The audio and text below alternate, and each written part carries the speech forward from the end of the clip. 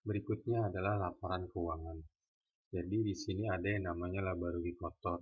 Di sini bisa dilihat harga total penjualannya untuk mobil tadi, kemudian total HPP ya.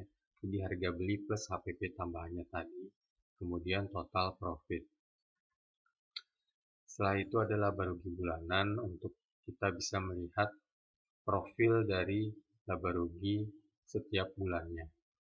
Di bawah ini sudah ada beban penyusutan yang dihitung otomatis serta beban sewa tempat yang juga sudah akan merekap otomatis terhadap angka yang dimasukkan di modul pengeluaran di muka, pembayaran di muka.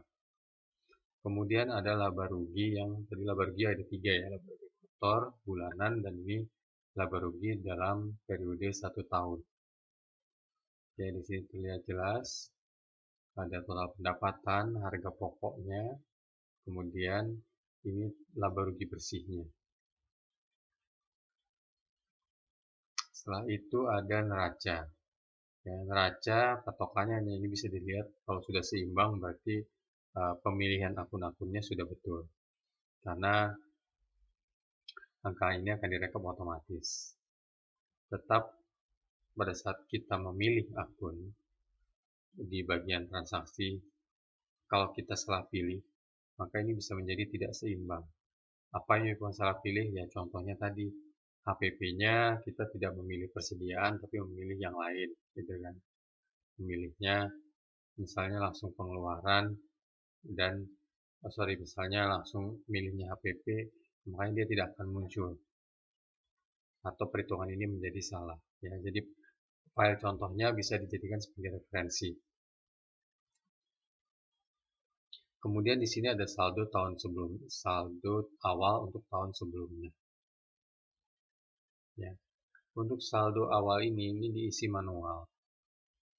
Angkanya diisi manual dan perlu diperhatikan bahwa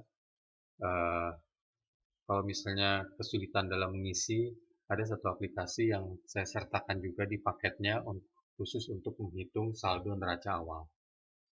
Dan ada videonya juga yang bisa dijadikan sebagai referensi. Kemudian ini juga sudah disiapkan untuk langsung dicetak. Jadi kalau kita pilih menu printer, ini kita sudah bisa langsung mencetak. Cuma masih polos ya. Jadi kalau misalnya perlu ditambahkan logo dan lain-lain selain nama usaha yang ada di sini, ini silakan. Ya, bisa ditambah di bawah, di atas. Setelah itu dirapikan lagi dengan menggunakan fungsi Excel untuk merapikan pencetakan. Setelah laporan neraca ada laporan arus kas. Ya, ini menggambarkan posisi kas keluar masuknya bagaimana dalam 1 tahun tersebut. Kemudian ada ekuitas, ini menggambarkan perubahan modal dari awal sampai akhir. Kemudian ada laporan aset. Ini yang pertama adalah aset awal yang dia isi di bagian setup. Kemudian ini aset tambahan yang dibeli pada saat tahun berjalan. Akan otomatis direkap dan dihitung. Jadi hanya tinggal dicetak juga. Setelah itu ada buku kas. Nah, buku kas ini tujuannya hanya untuk memberikan informasi detail hari per hari transaksi kas yang terjadi di tahun tersebut berdasarkan pilihan nomor rekening dan bulan. Jadi kita bisa milih nomor rekening, milih bulan, nanti akan langsung muncul dalam 1 bulan tersebut transaksi kasnya untuk keperluan apa saja. Kalau kita misalnya pilih bulan pertama, nah misalnya ada keluar, ini akan ada keterangannya. Kalau ordernya diisi akan terlihat debitnya berapa, kreditnya berapa, jumlah akhirnya bagaimana. Nah.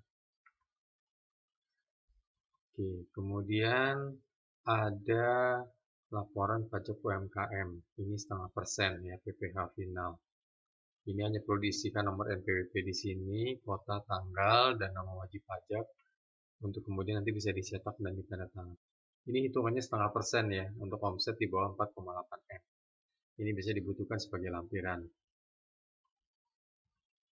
Dan terakhir adalah grafik keuangan.